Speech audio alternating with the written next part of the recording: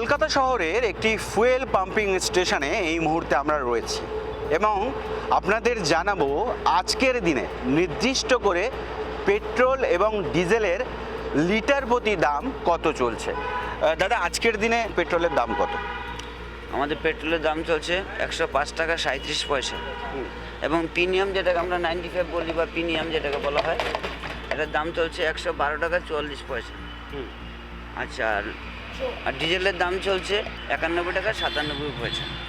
ফলে আপনারা দেখলেন এবং আপনাদের জানাই যে ইন্টারন্যাশনাল মার্কেটে অশোধিত তেলের মূল্য প্রতি ব্যারেলে $100 থেকে কমে $60.50 হয়েছে।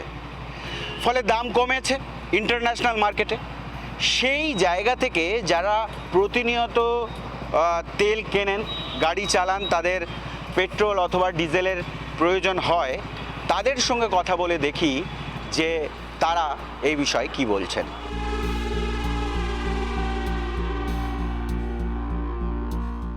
আমরা ডিপেন্ডেন্ট আছি একমাত্র সরকার, মানে যেরকম আজকে 5টে গাড়ির কোম্পানি আছে, কমে দিলে আমি আরেকটা কমে চলে যেতে পারি। এখানে ওটা নয়, এখানে প্রাইভেটাইজেশন নেই। যেটা প্রাইস আছে, যেটা বলে দিয়েছে সেটা দিতেই হবে। আর সব পেট্রোল কোম্পানির সেট করা আছে, কেউ কমে বিক্রি করতেও পারবে না।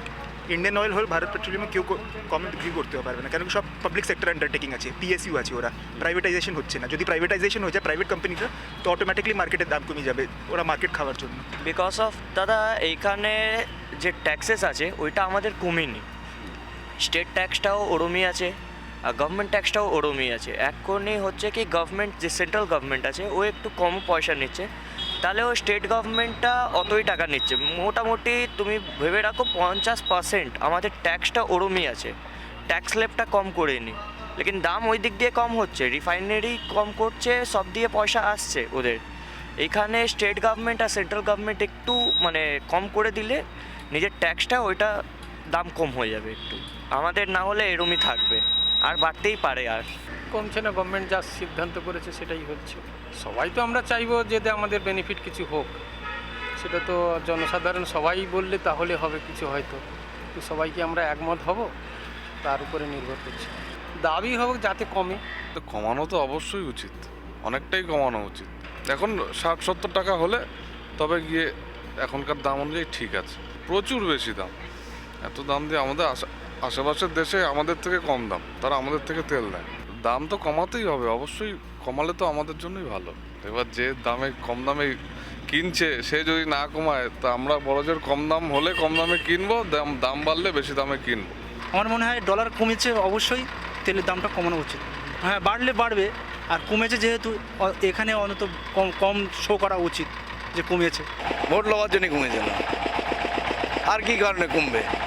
এটা লোক দেখানো কমানো, কমিয়ে দিলাম ভোটের আগে 2 টাকা, এই ছাড়া আর কি, আর কিছু তো নয়। না কমালে আর কী করবে? দাবি আর কি করবো, আমাদের যেভাবে চলবে সেইভাবে চালাই দিয়ে আবার কী হবে? যেরকম চালাবে সেরকম চলতে হবে। চাই তো সবাই একটু কমলে তো বাঁচি। এই তো দুর্মূল্য বাজারে আর কি আছে? ছেলে পিলেলে নাটা জামটা এর কাজ দেনা ওর কাজ দেনা, আর কি আছে? কমলে তো আমাদের ভালো না, আমরা তো ট্যাক্সি চালক, আমাদের সেভিং বেশি হবে। এই বলতে চাইবো ট্যাক্সটা কমাক। আমাদের আমাদের ভারতবর্ষেও তেলের, ডিজেল, পেট্রোলের দাম কমা উচিত। আন্তর্জাতিক বাজারে তেলের মূল্য কমলেও দেশে কেন কমছে না পেট্রোল এবং ডিজেলের দাম?